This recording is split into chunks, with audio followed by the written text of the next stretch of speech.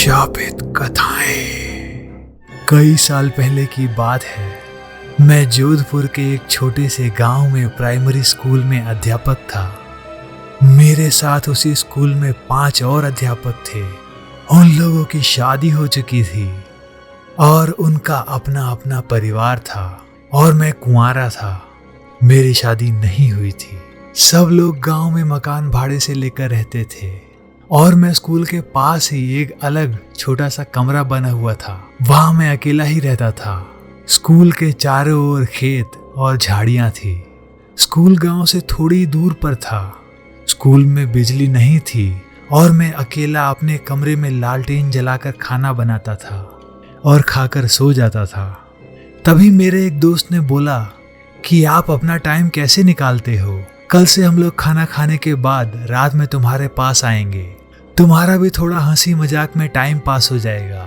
दूसरे दिन स्कूल से छुट्टी होने के बाद घर पर जाकर खाना वाना खा के अपने कहे अनुसार मेरे सारे मित्र रात को 10 बजे मेरे घर पर आ गए और हम लोग बातें करने लगे।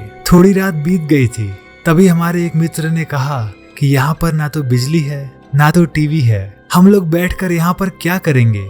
चलो आज हम लोग थोड़ी मस्ती करते हैं। दूसरे मित्र ने बोला हम अपने साथ ताश के पत्ते लाए हैं, चलो लालटेन जलाकर खेलते हैं। हमने लालटेन के सामने बैठकर ताश खेलना चालू कर दिया। थोड़ी देर बाद गर्मी लगने लगी तो हमने सारी खिड़कियां खोल दी तो अच्छी हवा आने लगी और हम लोग ताश खेलने में व्यस्त हो गए। तभी हमारे तीसरे मित्र ने बोला कि हमारे पास बीड़ी और माचिस भी है, बोलो तो बीड़ी सुलगाएं। हम लोगों ने बोला क्यों नहीं। तो हमारे मित्र ने 4 बीड़ी जलाई। सबने एक एक बीड़ी अपने हाथ में ले ली। तभी एक मित्र ने बोला कि अरे मुझे भी तो पिलाओ। हमने हंसकर बोला क्यों मजाक कर रहे हो, अभी तो तुमने बीड़ी अपने हाथ में ली थी। तो उसने बोला कि हमको तो दिया ही नहीं।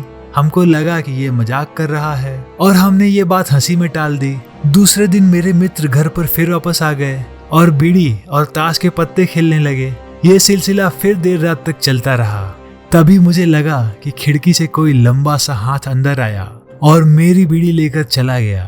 तब तो मानो मेरे होश उड़ गए, लेकिन उसका चेहरा हमें दिखाई नहीं दिया क्योंकि बाहर अंधेरा था और अंदर लालटेन भी धीमी जल रही थी। ये घटना 4-5 दिन तक मेरे साथ होती रही। तो मैंने 6ठे दिन जब सवेरे मेरे मित्र लोग स्कूल में पढ़ाने आए तब मैंने ये बात सबको बताई। सबने बोला हाँ मैंने भी सुना है कि स्कूल के अंदर किसी अध्यापक ने किसी कारणवश जहर खाकर आत्महत्या कर ली थी और उसी की आत्मा आज भी स्कूल के आसपास भटकती रहती है। तो एक दिन एक मित्र ने बोला आज हम उससे पूछेंगे कि आप कौन हो, क्या पता कोई आदमी ही हो और हमारी तरह वो भी रात में टाइम पास करने आता हो। मैंने बोला ठीक है। रात में मेरे सारे मित्र मेरे घर आए तो 5वां आदमी भी खिड़की से अंदर आकर बैठ गया। साथ में ताश खेला और बीड़ी भी पिया। जब खेल खत्म हो गया तो वो खिड़की से बाहर जाने लगा। तभी मैंने आवाज दी काका कल फिर से आओगे ना? उसने कुछ नहीं बोला। इतना सब होने के बाद उसने हमें कोई नुकसान नहीं पहुंचाया। हमारे एक मित्र ने उसके मुंह पर टॉर्च जलाई। तभी मैंने उसका हाथ पकड़ लिया, लेकिन टॉर्च के सामने हम लोगों ने उसका थोड़ा बहुत चेहरा देख लिया था। वो काला काला आदमी, मटमैली सफेदी रंग की धोती और मुंह पर बहुत सारे चेचक के निशान थे। सब लोग बहुत डर गए। सबने बोला चलो गांव वालों को बताते हैं। हमने बोला नहीं, बच्चों के भविष्य का सवाल है, कोई अपने बच्चों को स्कूल में पढ़ने के लिए नहीं भेजेगा। तभी एक मित्र ने बोला चलो कल से जहां पर यह जलाया गया था वहां पर बीड़ी माचिस ताश के पत्ते रख देते हैं, क्या पता इसको भी इन चीजों में दिलचस्पी हो।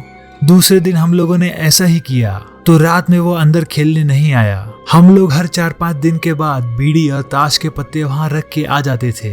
एक बार गांव वालों ने देख लिया और पूछा तो हमने सारी बातें बता दी। तब से आज भी वहां पर गांव वाले बीड़ी माचिस और ताश के पत्ते हफ्ते में एक बार जरूर चढ़ाते हैं और आज भी वो आत्मा किसी को परेशान नहीं करती है। दोस्तों आप लोगों को ये कहानी कैसी लगी हमें कमेंट में बताइए। अगर आपको हमारी वीडियो पसंद आई हो तो हमारे चैनल को सब्सक्राइब कर लीजिए। धन्यवाद।